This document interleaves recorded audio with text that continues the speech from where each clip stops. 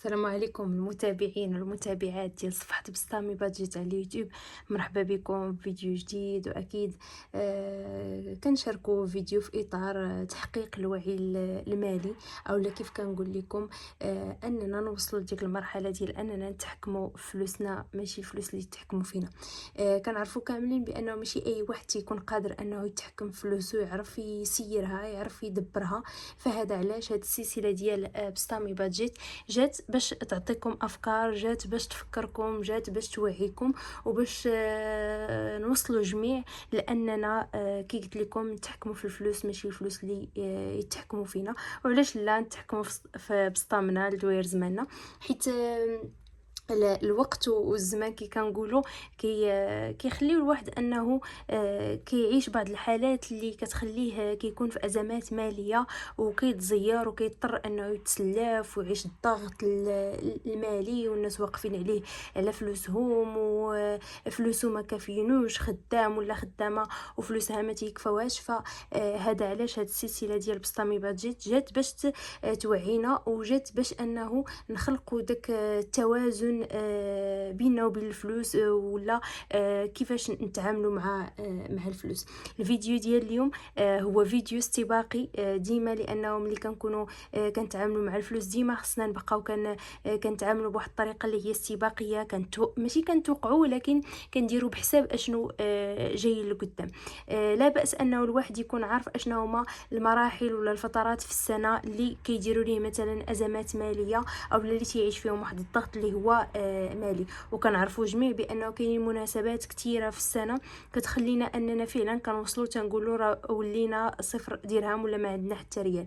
هاد الازمات الماليه علاش لا ما نديروش ليها خطوات استباقيه اللي كتخلينا اننا نسيروها مزيان، ولا نتحكموا فيها، ولا ما نعيشوش ازمات اللي هي ماليه. الفيديو ديال اليوم فيديو كي قلت لكم استباقي، وغادي نهضروا فيه على واحد من المناسبات الكبرى في السنه اللي كنعرفوا جميع انها كدير للناس بزاف ديال الازمات، والناس كيتزيروا وتيديروا بحساب زعما هاد المناسبه اللي هي جايه، اللي هي مناسبه رمضان. كنعرفوا جميع بانه رمضان بالبركه ديالو، بالاجواء ديالو، ديك المناسبه الكريمه اللي كيبغيو الناس انهم يعيشوها في احسن الظروف. وحتى حنا بغينا ان جميع الناس يعيشوها في احسن الظروف، ماشي واحد عنده واحد ما عندوش، واحد تهز الهم، واحد عايش بخير. حتى هذاك مثلا اللي عنده شويه يقدر انه يعيش هاد الفتره هذه، ولا يعيش هاد المناسبه هذه في احسن الظروف. كي قلت لكم اليوم غنهضر على تحدي رمضان. وحنا رمضان ان شاء الله بقات ليه تقريبا واحد 4 اشهر تقريبا، غادي يكون في الاول ديال شهر مارس. يعني بقات لينا هنايا واحد 4 ديال الاشهر، 4 شهور، يعني شهر 3 غيكون عندنا رمضان. فعلاش لا ما نفكروش كيفاش نتعاملوا مع هاد الايام اللي هي جايه استعدادا لهاد المناسبه هذه اللي هي كبيره وعظيمه. طبعا الاستعداد راه تيكون استعداد روحي واستعداد نفسي، عاد كنهضروا على الاستعداد المادي. انا غنهضر لكم على الاستعداد المادي اكثر. فنستعدوا لرمضان هو بهدف اننا نتجنبوا داك الارهاق المالي اللي كيوقع في ديك الفتره، حيت الناس كيبغيو يشريو بزاف وتيبغيو يتقداو بزاف، وراكم عارفين تيبغي المناسبه يدوزها على حقها وطريقها. فاحنا باش ما تعيش داك الارهاق المالي، وفي نفس الوقت ما تحرمش راسك، وفي نفس الوقت كتنظم امورك وكتمشي مزيان، درنا هذا التحدي هذا ديال تحدي رمضان. وعلاش لا من بعد ملي غادي نعطيكم واحد الفكره ديال التحدي، ما تنضموش ليا في هذا التحدي هذا، ونديروه مجموعين ونتشاركوا فيه مجموعين، وان شاء الله غادي نوصلوا للهدف ديالنا في المناسبه بالضبط، ولا في تاريخ المناسبه.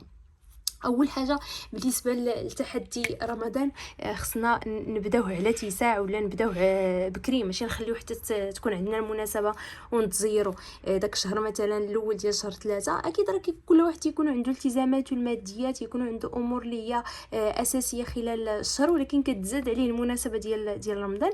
فهاد المناسبه باش ما تجيناش حنا ثقيله ماديا، علاش لا ما نديروش اول حاجه اللي هي سميتها التوفير التدريجي. بقات لينا عندنا 4 شهور تقريبا. هاد 4 شهور هادي غادي تكون فيها واحد 17 اسبوع ولا 18 اسبوع.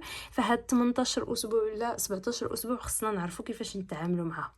الناس اللي كيتخلصوا بالاسبوع، على الاقل كل اسبوع خصك تحيد واحد النسبه ديال الفلوس تحطها على جنب، سميها ديال رمضان. الناس اللي كيتخلصوا بالشهر وكذلك كل شهر خصكم تحيدوا واحد المبلغ معين كل شهر استعدادا لهداك الشهر. طبعا كل واحد كيشوف شحال غادي يكفاه، واش غتكفاك 2000 درهم 3000 درهم 4000 درهم. كل اسره راه كتعرف القياس ديال الفلوس اللي كتحتاج انها تصرفها زايده على المصاريف ديالها الخاصه في هذاك الشهر.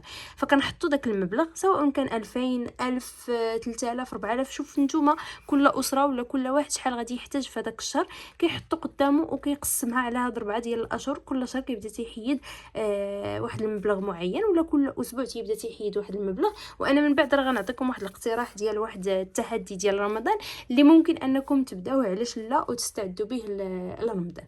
حاجه اخرى، ملي نكونوا كنستعدوا لرمضان من غير اننا نوفروا الفلوس، علاش لا ما نديروش ما يسمى بالشراء المسبق. حنا كنعرفوا كل اسره اكيد يقدر كتقدا بالاسبوع ولا كتقدا بالشهر، فعلاش لا هذاك التقديه اللي كنتقداوها ما نديروش على جنب اننا نتقداو شي حاجه خاصه برمضان. وشنو هاد الحوايج اللي غادي نتقداوها؟ مثلا بحال مثلا نقدروا نتقداو التمر، راه كيدار في الفريكو تيبقى كيصبر واحد المده اللي هي طويله. نقدروا مثلا انه كنحتاجوا الزيت، مثلا نقدروا نديروا الزيت ونحطوها مثلا على جنب. نقدروا هذوك القطاني ما يسمى بكرتونه رمضان، كتبقى كل شهر كتقدا شي حاجه معينه وكتسميها ولا كتحطها على جنب كتسميها ديال رمضان. هاد الطريقه اللي هي تدريجيه ولا جزئيه، كل شهر كنحط واحد المبلغ ولا كل شهر مثلا كنتقدى بالاضافه. طبعا كتقدى كل شهر داكشي اللي خاصك، ولكن كتزيد عليه. بدل ما تشري مثلا قرعه تاع الزيت كتشري 2 قراعي تاع الزيت وحده كتسميها ديال رمضان. الشهر الاخر مثلا عاوتاني بدل ما تقدى كيلو ديال العدس كتقدى 2 كيلو ديال العدس، كتخلي داك الكيلو لرمضان. هاد الطريقه ديال انه كتشري بشكل مسبق راه زوينه. علاش؟ حيت بعدا اولا كتخفف علينا المصاريف في شهر رمضان. ثاني حاجه اننا كنتجنبوا، راكم عارفين في شهر رمضان كيكونوا الاثمنه طالعه، والناس حيت كنهضروا على مناسبه ولا شي حاجه اللي هي موسميه كتكون فيها زيادات. كل مناسبه موسميه كيكونوا فيها زيادات موسميه، بمعنى كتلقى الحاجه ديما كتكون زايد الثمن ديالها واحد شويه وتيكون ارتفاع ديال الاسعار. فاحنا علاش لا من 4 شهور قبل راه كل شهر الا خديت مثلا حاجه ولا 2 حاجات راه حيدت عليا شي حاجه، هذه لا نقاش فيها.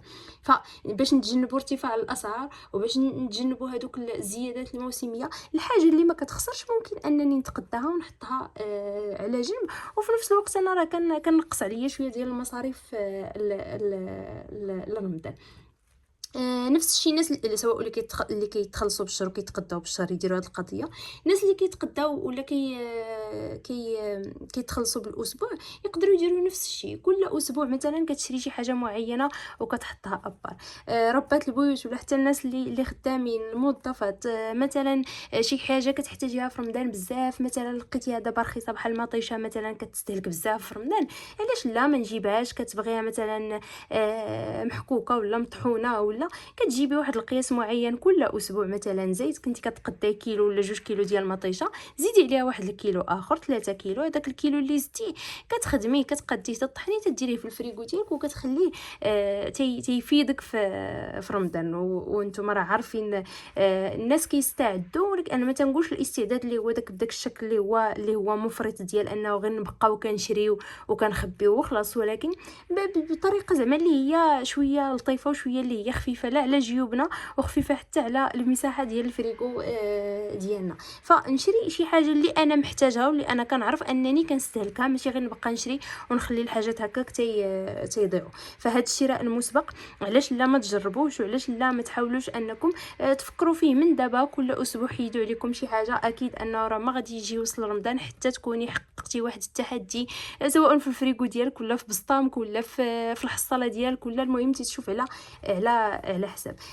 كاستعداد لرمضان، اكيد انه في رمضان شهر ديال العباده، شهر ديال كنسميوه حنا تعزيز العطاء والبركه. الناس كيبغيو شويه هكا ياخذوا شويه ديال الحسنات، يمكن بانهم يتصدقوا، بانهم يشاركوا بداكشي اللي عندهم مع الناس. فعلاش لا نديروا واحد شويه من اي حاجه كنا درناها، سواء كان فلوس ولا انه كانت شي حاجه اللي شريناها، ولا راه كاينين بزاف ديال الناس اللي تيكونوا محتاجين. علاش لا ما نعطيوش؟ راه باش ما عطيتي كيدير لك ربي البركه في داكشي اللي كاين عندك. فنعطيو واحد شويه ونخبيو شويه. هذا مكان. بالنسبه لحاجه اخرى اللي بغيت نعطيكم هو مثال ديال تحدي، مادام اننا تنهضروا على تحدي رمضان. فاليوم بغيت نشارك معكم واحد التحدي اللي يقدر انه يعاونكم، ولا تعتبر فكره تقدروا انكم تجربوها. مثلا درت لكم هنايا في تحدي رمضان، نقدروا مثلا اننا نحتاجوا واحد 2700 درهم. 2700 درهم الا قسمتوها على 17 ولا 18 اسبوع من هنا لرمضان، حيت من هذا الاسبوع ديال رمضان راه عندنا تقريبا واحد 18 اسبوع اللي هي 4 شهور تقريبا. فعلاش لا كل اسبوع كنجي مثلا كندير 18 150 درهم، او هي 1 2 3 4 حتى كنوصلوا 18، وكنجيبوا كل اسبوع مثلا كنحطوا ديك 150 درهم، سواء هكا في الحصاله ديالنا، او لا مثلا نقدروا اننا نديروا ليها شي بسطام معين نبقاو كنجمعوا فيها، او لا تقدروا انكم تحطوها في البنكه، ما كاين حتى مشكل. فكل اسبوع الا جيت وهزيت هاد 150 هذه درهم، طبعا كنحاول انني نضرب عليها، ولا انني نعلمها، ولا انني المهم نكتبها على اساس انني اشنو وفرتها. كل اسبوع كندير نفس الشيء. وطبعا انا راه كنتبع التوفير ديالي فين واصل. الاسبوع الاول الثاني الثالث، ملي كتشوف قدامك هاد الورقه هذه، ملي كتشوفها قدامك وكتبدا كتعمرها ولا كتكتب فيها داكشي اللي وصلتي ليه، اكيد راه كتحس بانك درتي شي حاجه اللي هي مميزه، ولا شي انجاز اللي كيخليك انك كتحكم في فلوسك، ولا كتحكم في المصاريف ديالك. غتقولوا لي كاينين بزاف ديال الناس ما يمكنش انهم يوفروا هاد 150 درهم للاسبوع. نقدر نقول لكم بانه تقدروا ديروا بنقص من شحال من حاجات. الناس اللي كيمشيو كيخسروا فلوسهم مثلا في القهوه، نقص من القهوه. الناس اللي مثلا كيضلوا كيخرجوا مثلا وكيخسروا فلوسهم في الخرجات، نقصوا شويه من الخرجات، نقصوا من المشتريات اللي هي غير ضروريه. الامور اللي هي ثانويه حيدوها، وكل اسبوع تبدا تتحط لك هذيك 150 درهم جمعتيها من نقصتي من القهوه، نقصتي من الخرجات، نقصتي من المشتريات اللي هي غير ضروريه، اكيد راه غادي تجمع 150 درهم.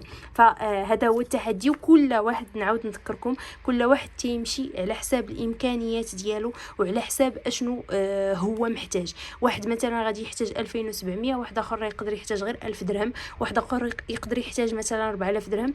كلكم ولا كل واحد كيدير داكشي اللي محتاج، المبلغ اللي محتاج، وكيقسموا على دوك 17 اسبوع، راه كيعطيو شحال ممكن انه يجمع لكل اسبوع. فربات البيوت اللي مثلا تيقولوا لي بان راه ما عندهمش مثلا مدخول لا شهري ولا اسبوعي، غادي نقول لك عندك اكيد كتجيك تقضيه كل اسبوع. انتي كتقضي كل اسبوع وكتاخدي شي حوايج. علاش لا ملي تكوني خارجه السوق انتي كديري تحدي رمضان بالكرتونه اللي كتوجدي، ولا بالمسائل اللي كديري في الفريكو ديالك، فحتى هي تحدي ديال رمضان. ماشي بالضروره انه يكون غير بالفلوس، ولكن يقدر يكون بهذوك الامور اللي كتقديها وكتخليها لرمضان. مره كتاخدي شويه ديال الحمص، مره شويه ديال العدس، مره شويه ديال الفول، مره مطيشه، مره فليفله، مره كذا، وكتقدي هاد الامور ديالك في الفريكو ديالك. في رمضان كتبداي تجبدي بداكشي اللي كتحتاجي. حتى لهنا الفيديو ديالي غادي يسالي. كنتمنى انه ينال الاعجاب ديالكم، وعلاش لا ما تخليوش ليا في التعاليق كاملين هاشتاغ تحدي رمضان للتوفير، باش نتشجعوا هكذا كاملين اننا نديروا هذا التحدي هذا ونلتزموا في هذا التحدي هذا، باش نقدروا اننا ننجحوا فيه كاملين ونشجعوا بعضياتنا. حتى لهنا كيسالي الفيديو ديالي كي قلت لكم. وما تنساوش كيف العاده نحكموا بسطامنا لدوير زماننا، حيت حد ما يديرها في بلاصتنا. مع السلامه.